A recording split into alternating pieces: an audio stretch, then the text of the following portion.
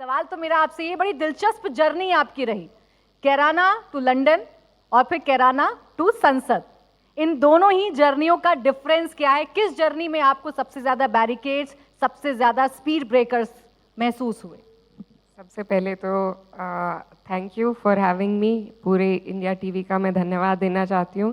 यहाँ पर सभी हमारी महिलाएं जो आई हैं, तो बहुत अच्छा लग रहा है। एक लड़की की जो ज़िंदगी है वो शुरू से ही उसमें कुछ ना कुछ ऐसी चीज़ें होती हैं, कॉम्प्रोमाइज़ ऐसे करने पड़ते हैं, तो it is always tough for me. I think I have been blessed. मेरे लिए मुझे लगता है मेरा जीवन काफ़ी आसान रहा है अभी तक।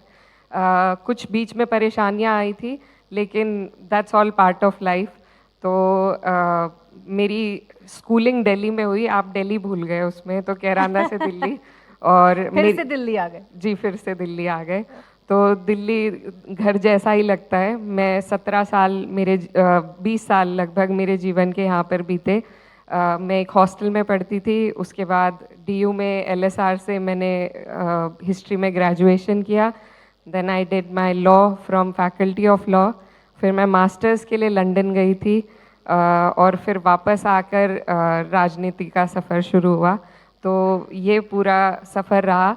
जब मैं वापस आई तो हालांकि मैं एक प्रिविलेज बैकग्राउंड से आती हूँ, मेरी जो फैमिली है पॉलिटिकल रही है, तो मैं कभी भी इस बात से नहीं कतराती कि मुझे प्रिविलेज मिला है, वो एक पुश मिला है जो मेरे जैसी और लड़कियों को शायद ना मिले। लेकिन उसके बावजूद भी जिन परिस्थितियों में मेरा आना हुआ राजनीति में, वो बहुत अनफेवरेबल थी। मेरे भाई जो विधायक थे, अभी भी हैं कैराना से, उन पर सरकार ने झूठे मुकदमे लगाकर उन्हें जेल भेज दिया। मेरी फैमिली में और मेरी मदर हैं, उन पर भी मुकदमे झूठे लगाए गए। तो जब मैं लंदन से वापस आई तो मेरे घर पे कोई भी नहीं था। हम 3 जने हैं एंड नोबडी वाज होम। मुझे वापस पीएचडी के लिए जाना था, लेकिन क्योंकि परिस्थितियाँ ऐसी बन गई थी तो मुझे यहीं पर रहना पड़ा और घर की और सब चीज़ों की जिम्मेदारी संभालनी पड़ी।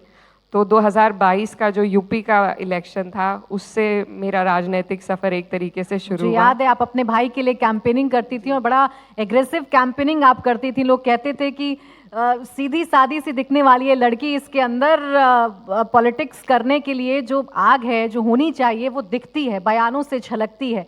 क्या सोचकर उस वक्त आप कैंपेनिंग किया करती थी? बचपन से ही मेरा हमेशा रुझान हिस्ट्री, पॉलिटिक्स, इन चीज़ों पर रहा है।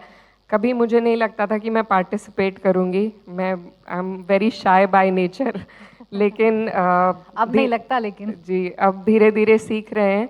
और जब कोई चीज़ आपके दिल पर छुए, आपको परेशानी हो किसी चीज़ के, दिक्कत आए जब ज़िंदगी में, तो हिम्मत से ही उस चीज़ का सामना किया जाता है। तो मैंने थोड़ी हिम्मत रखी और बाकी लोगों ने और ऊपर वाले ने साथ दिया, तो आज आपके सामने यहाँ बैठने का मौका मिला है। अच्छा, जब आपको पहली बार ये पता चला कि अब सार्वजनिक जीवन में आपको उतरना है, औपचारिक तौर पर उतरना है, आपको टिकट मिलने जा रहा है और जो विरासत है आपके परिवार की अब आपको संभालनी है, अपने कंधों पर ये जिम्मेदारी उठानी है, उस वक्त इकरा हसन को क्या लगा, या कितनी बड़ी चुनौती है, कितने बड़े चैलेंज के तौर पर आपने इसको लिया? चैलेंज तो था ही, साथ में डर भी था, घबराहट भी थी कि मुझे ये यकीन नहीं होता था कि मैं जाऊंगी और मेरे कहने से लोग वोट देने आ जाएंगे। जिस दिन, मैं आपको बताऊं, जिस दिन रिज़ल्ट आ रहा था और इलेक्शन कमीशन की वेबसाइट पर हम बैठे हुए थे, तो एक एक वोट उसमें काउंट होते हुए आपको दिखता है। तो जब वो काउंट हो रहा था, that was very surreal for me. मुझे नहीं लग रहा था कि 5-5.5 लाख लोग आकर उन्होंने मुझे चुना है।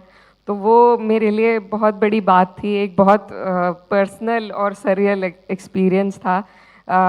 बहुत कुछ गिव अप भी करना पड़ता है पब्लिक लाइफ में, लेकिन ये जो रोल है, मैं इसकी गंभीरता समझती हूँ। ये एक बहुत महत्वपूर्ण रोल है और मुझे यहाँ पर जगह मिली है, तो मेरी कोशिश यही रहेगी कि जिस टेबल पे मुझे एक महिला होने के नाते सीट मिली है, तो मैं वहाँ पर यही कोशिश करूँ कि मेरे जैसी और बहुत सारी महिलाओं के लिए हम वहाँ जगह बना सकें।